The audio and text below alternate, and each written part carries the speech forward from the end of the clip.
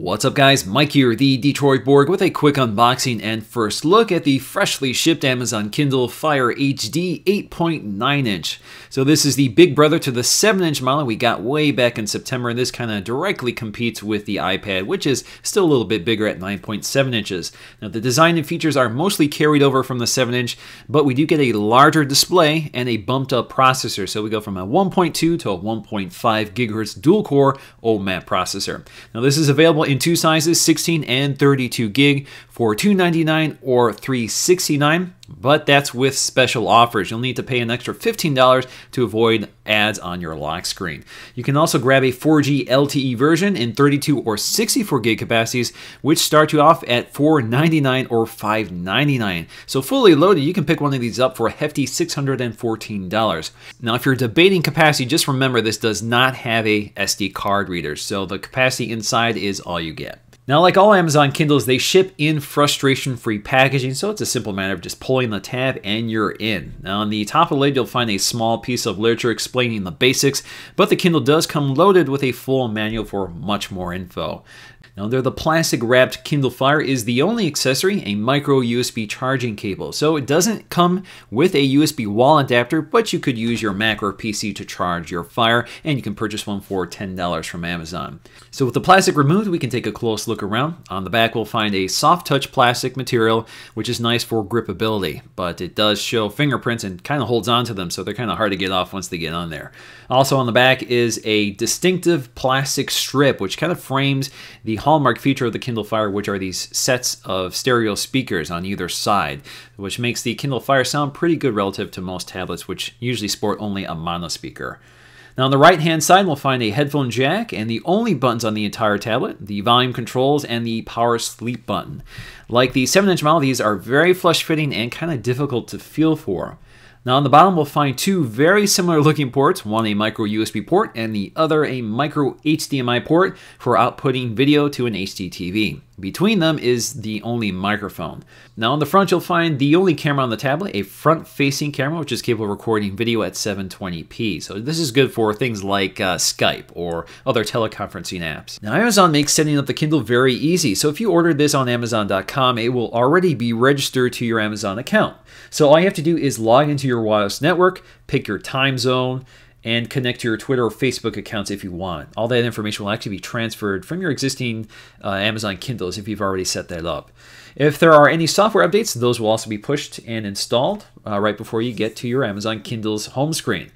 Now, once you're finished, you're good to go. So this means that all of my Amazon purchases and settings are automatically transferred to the new Kindle.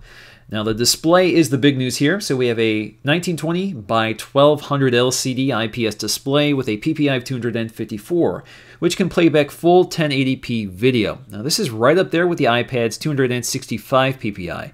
The display does a very good job. It's very sharp and vivid with deep contrast. It looks good off axis, and they've done a good job minimizing glare. The display is also flush to the glass, which further enhances the quality so there's less refraction and distortion. Now, it's not as bright as the iPad's Retina display, and it tends to favor a warmer color temperature, but this display does feel and look pretty nice. The high-res display also means text looks very smooth and sharp with no eye-fatiguing distortion or jagged pixelation. So if you're a heavy reader, this is definitely an important consideration when buying an LCD tablet. Now, the 7-inch model is effectively a scaled-down version of this tablet with less capacity options and no available LTE. The display is smaller but sports a similar PPI and can play back movies at 720p instead of 1080p.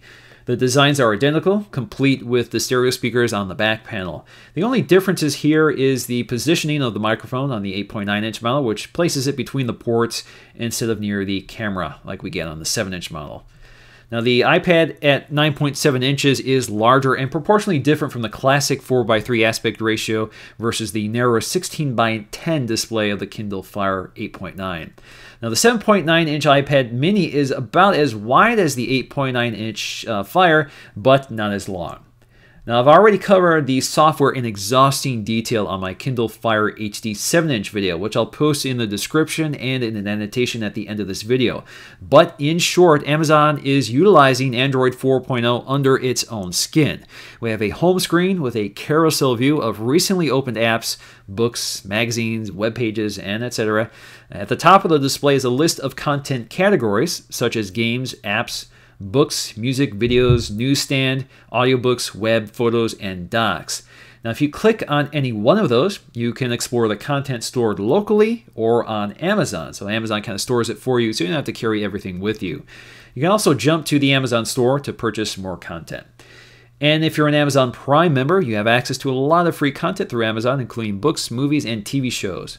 Now, in the lower corner, you also have a favorites menu, which lets you pin items to it so you can quickly access some of your favorite apps from the home screen. We also have a full web browser with tab browsing and bookmarking. That works pretty good.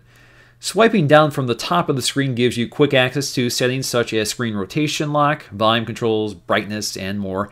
And all of this works in portrait or landscape view. Now, I will say that the 8.9-inch Fire does seem to perform quicker and smoother than the 7-inch tablet, probably thanks to the bumped-up processor, but I still see some performance issues within some apps, such as when I'm scrolling through a magazine. We still exhibit some of that lagging. Overall, the 8.9-inch version of this tablet has some nice hardware, thanks to that high-quality display and the superb speakers, but it's still a tablet best suited for consumption of Amazon content. The app selection is limited, and the Fire doesn't have features like Siri or Google Now or voice dictation, among many other things now available in Android and iOS. So that's going to do for me in this video, guys. Thanks for watching, and I'll see you again in the next one.